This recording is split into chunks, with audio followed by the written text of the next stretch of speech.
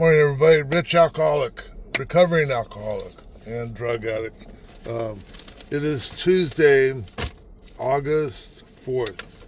I was driving in this morning, and the song by Jackson Browne came on. I'm not sure what the name is, but somebody's got to explain it to me. I'm not sure what it means. And it was talking about a girl he met, and I guess she got pregnant, and it changed his life. It reminded me of the first time my second wife got pregnant. But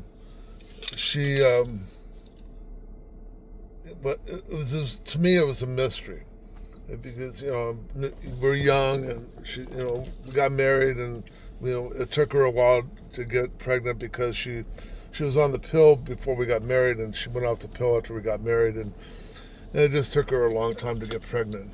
But when she did get pregnant, she told me she was pregnant, and I said, okay, because somebody has to explain it to me, because I have no idea what to do, and she miscarried in her first trimester or some second trimester. I'm not sure which one it was.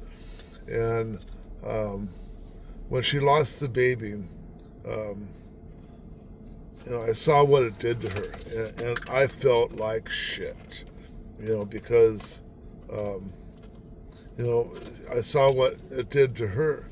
So when she got pregnant again, I said, okay, asshole, you better get into this. So I would rub her belly every morning, before I'd leave to work, and kiss her goodbye. And when she was like 2 months pregnant, I told her she was going to have twins, because she was getting a little baby bump, and the doctor said she was getting too big. So at 4 months, back then we had to go to the hospital to do the ultrasound, and when they did the ultrasound, that's when we found out that we were having twins. And Joey was spread eagle, you could see his little pecker. Jeffrey was in like the fetal position, so couldn't tell if he was a boy or girl. So turns out he's a boy, but they didn't tell us, and they measured the skull. It was really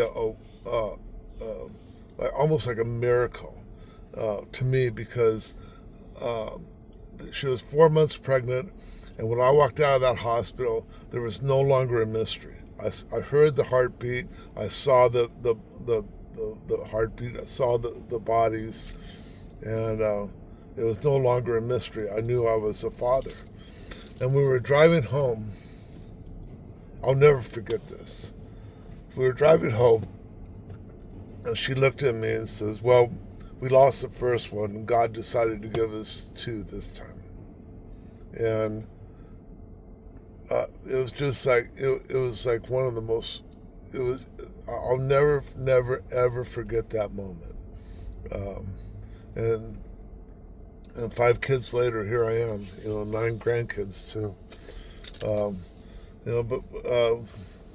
And my youngest daughter, I didn't marry her mother, but after my youngest daughter was born, her mom got pregnant, and I was going to get into it. I was going to be number 6, and she miscarried, and she called me up one day, and she's going to the hospital because she was bleeding, and we were at the hospital, the doctor's office, a month earlier or a couple weeks earlier, and you could see the heartbeat. So she had a baby, and but when they did the ultrasound, there was no heartbeat. It was like somebody just ripped my heart out of my chest. It was. I don't wish that feeling on anybody. It was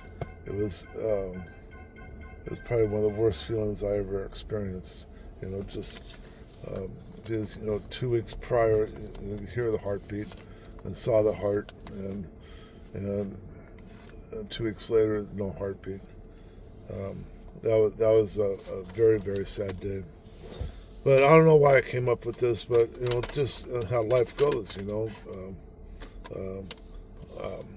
I love all my kids, and I love all my grandkids. And the grandkids are fun to watch, that's for sure. Um, but anyway, that's all I got today. I'm at work, Taco Tuesday. Got a couple meetings today I got to go to. It's going to be a busy day. So here at LAX. So love everybody. Do something for somebody else for fun or for free because you want to, with no expectation in return. And that's the bonus round. All right, talk to you. Love you all. Bye.